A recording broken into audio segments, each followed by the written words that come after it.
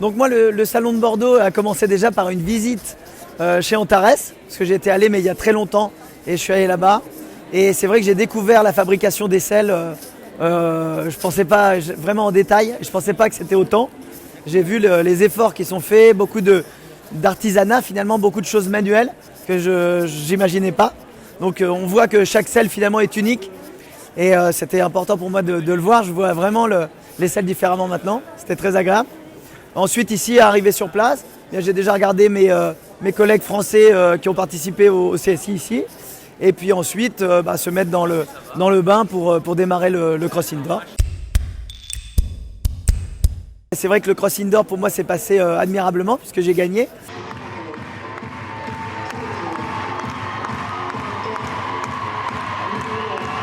Et je faisais partie des favoris. J'ai un cheval exceptionnel, Punch de l'Esque, qui est un cheval qui est fait pour ça, enfin il est fait pour beaucoup de choses, mais notamment dans une surface assez étroite comme ça, il est très, très franc, il relance bien, il me fait confiance à 100% et moi aussi. Donc c'était vraiment un moment incroyable. Alors le public était on ne peut plus à la hauteur, très enthousiaste mais aussi très professionnel quelque part, très cheval, puisque moi le mien souffre d'une certaine forme d'énervement si jamais les gens font trop de bruit quand j'arrive. Là ils étaient un peu calmes. Exprès, on avait donné la consigne, mais ils connaissent aussi Punch maintenant. Donc c'était assez feutré finalement au départ. Puis après, dès que le cheval est parti, là on peut se lâcher. Et à la fin, en revanche, une belle ovation. Donc merci encore au public de Bordeaux qui a été présent. J'essaye de leur rendre du mieux possible en tout cas. Et Punch aussi. Et donc voilà, c'est toujours agréable. Moi j'aime beaucoup ce profil de parcours. Et si je peux faire découvrir le complet à travers ces cross indoor, déplacez-vous pour le complet, c'est aussi un bel événement.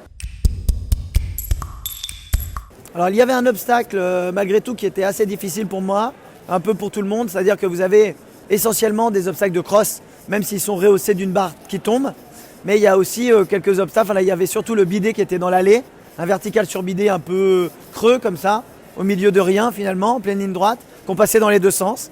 Et on a vu beaucoup la majorité des cavaliers, enfin surtout ceux qui ne l'ont pas fait tomber évidemment, beaucoup redresser les chevaux, donner un peu une alerte sur cet obstacle qui était un peu insignifiant finalement. Et c'est un peu dur, on va dire, pour les chevaux de complet de comprendre qu'il peut y avoir du saut d'obstacle aussi. Donc il y a aussi un phénomène d'habitude à opérer. Et là, pour moi, c'était l'obstacle le plus compliqué. Ouais.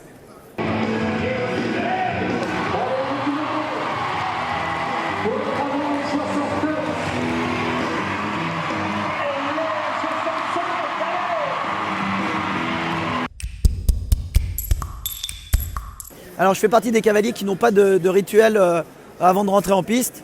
En revanche, en amont, j'aime bien m'isoler un peu seul pour me reconcentrer.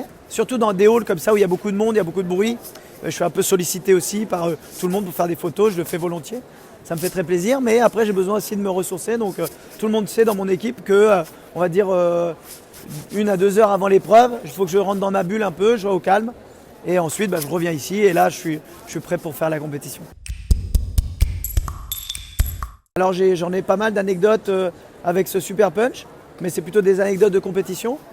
Donc là, on va dire que là où il est drôle, c'est que c'est un cheval très spécial, qui est très sensible et qui n'est pas du tout le cheval de tout le monde.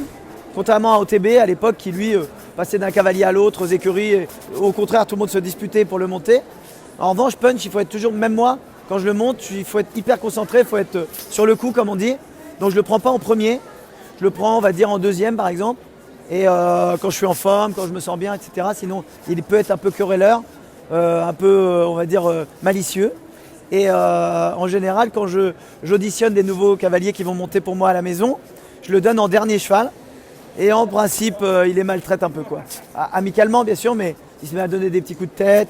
Il fait mine de se mettre un peu debout comme ça. Et plus les gens sont performants, plus il le fait rapidement, en fait. Si vous le laissez un peu, en prenant gentiment connaissance, il est tolérant. Mais si vous dites, allez, on va travailler tout de suite, vous n'avez pas la manœuvre avec lui, il ne vous connaît pas. Là, comme on dit, il met la misère, quoi. Alors je pense qu'Antares, en 3 mots, c'est pas suffisant. Puisque moi, déjà Antares, c'est 15 ans. Puisque c'est 15 ans de partenariat ensemble, quasiment dans les débuts. J'étais avec Cédric Liard dans les précurseurs, on va dire, avoir cru dans cette marque. Ensuite, fidélité, évidemment, puisque ça date.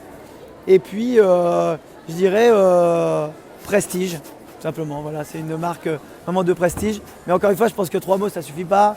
Il y a technique, il y a, on va dire, c'est une certaine forme d'ambition aussi, d'innovation. Il y aurait énormément de mots. 3 mots, ça ne suffit pas pour Antares.